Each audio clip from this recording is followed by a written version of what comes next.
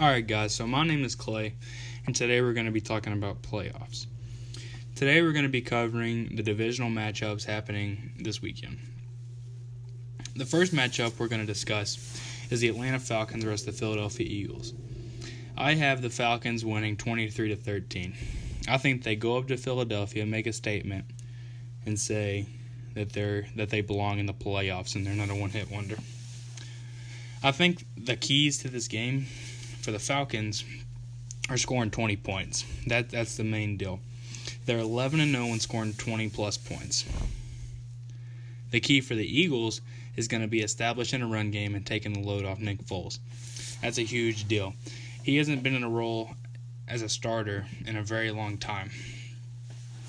One of the other things that I would express to the Falcons is that they need to stop the run.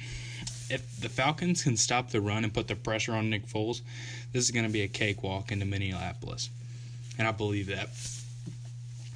I also believe that Philadelphia has one of the best, if not the best, front seven in the National Football League. They're so good in the middle and even at their linebackers. Even their backup linebackers would be starters on the Buccaneers. Like, their front seven is very, very good. You got Fletcher Cox, Brandon Graham, all those guys that are very, very good. And their secondary is no slouch either. So, even though Philadelphia has the better defense, I think Atlanta wins this one pretty handily and moves on to the NFC Championship.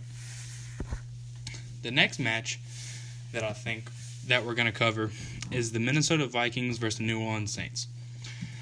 Now, this is an interesting matchup because it's a great defense versus a great offense. And in the end, the old saying goes that defense wins championships. And I think that's going to be the case here. I think the key for the Vikings is stopping Alvin Kamara and Mark Ingram. I think if you stop Alvin Kamara and Mark Ingram, I think you condense the Saints' playbook to a very, very minute amount of plays.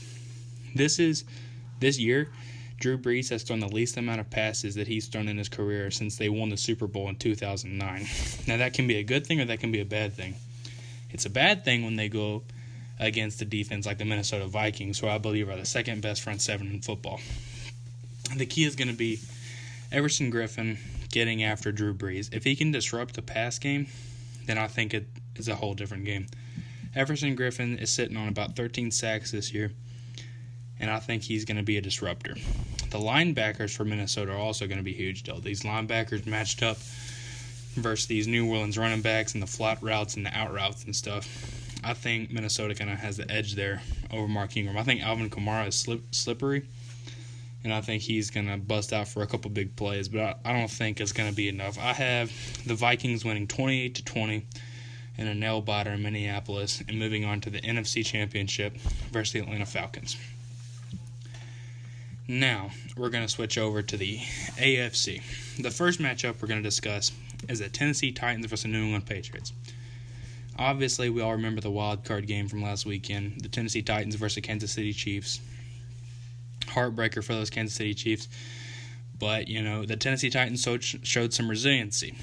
Unfortunately for them, they have to go play the New England Patriots this weekend in Gillette Stadium. And that's a hard place for anybody to win.